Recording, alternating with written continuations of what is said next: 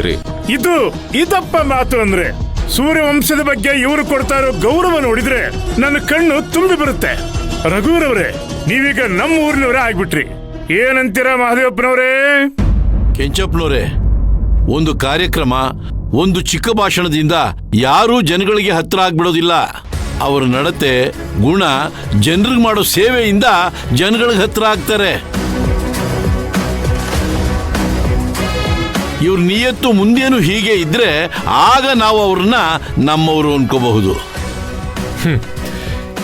ಯಾರು ಏನೇ ಅನ್ಕೊಂಡ್ರು ನಾನು ನಿಮ್ಮವನೇ, ನಿಮ್ಮ ಸೇವಕನೇ. ಹತ್ತೂರು ಒಗ್ಗಟ್ಟಾಗಿರ್ಲಿ ಅಂತ ನಾನು ಈ ಕಾರ್ಯಕ್ರಮನ ಮಾಡ್ತಾ ಇದ್ದೀನಿ.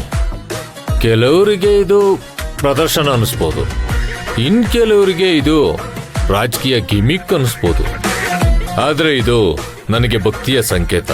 ನಾನೆಲ್ಲೇ ಇದ್ರು, ಯಾವುದೇ ಕೆಲಸ ಶುರು ಮಾಡಿದ್ರು ಈ ವಿಘ್ನೇಶ್ವರನ ಆಶೀರ್ವಾದದಿಂದನೇ ಶುರು ಮಾಡೋದು.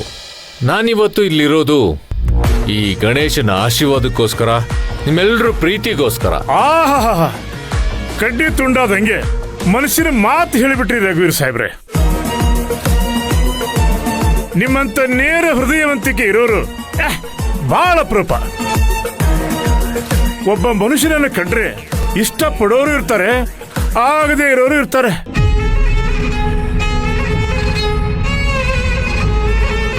ಅದಕ್ಕೆಲ್ಲ ನಾವು ತಲೆ ಕೆಡಿಸ್ಕೋಬಾರ್ದು ಅಂತ ಸೂರ್ಯವರ್ಧನ್ ಅವರೇ ಇವ್ರನ್ನ ಕ್ಷಮಿಸಿ ಕಾರ್ಯಕ್ರಮಕ್ಕೆ ಬರಲು ಒಪ್ಕೊಂಡಿದ್ದಾರೆ ಅಂದ್ರೆ ಇವರ ಗುಣ ಎಂಥದ್ದಿರ್ಬೇಕು ಅಂತ ನಾವು ಯೋಚನೆ ಮಾಡಬೇಕು. ಏನಂತೀರಪ್ಪ? ನಮಗೆ ಇವ್ರಿಗಿಂತ ಯುವ ನಾಯಕರು ಮತ್ತೊಬ್ಬರು ಬೇಕಾ? ಯುವ ನಾಯಕ ರಘುವೀರ್ ಅವ್ರಿಗೆ, ಯುವ ರತ್ನ ರಘುವೀರ್ ಅವ್ರಿಗೆ, ನಾಯಕ ರಘುವೀರ್ ಅವ್ರಿಗೆ, ಯುವ ಕೆಂಚಪ್ಪನವರೇ, ಇವರು ಚುನಾವಣೆಗೆ ನಿಂತಿರೋದಕ್ಕಷ್ಟೇ ಯುವ ನಾಯಕರು. ಆದ್ರೆ ನಮಗೆ, ನಮ್ಮೂರಿಗೆ ತಲೆತಲಾಂತರದಿಂದ ನಾಯಕರಾಗಿರೋ ಸೂರ್ಯವಂಶದ ಯುವ ನಾಯಕರು ಬರ್ತಾ ಇದ್ದಾರೆ. ಆಹಾ, ನೆನೆಸ್ತಿದಾಗೆ ಅವರೇ ಬಂದ್ಬಿಟ್ರು. 100 ವರ್ಷ ಆಯಿಸು.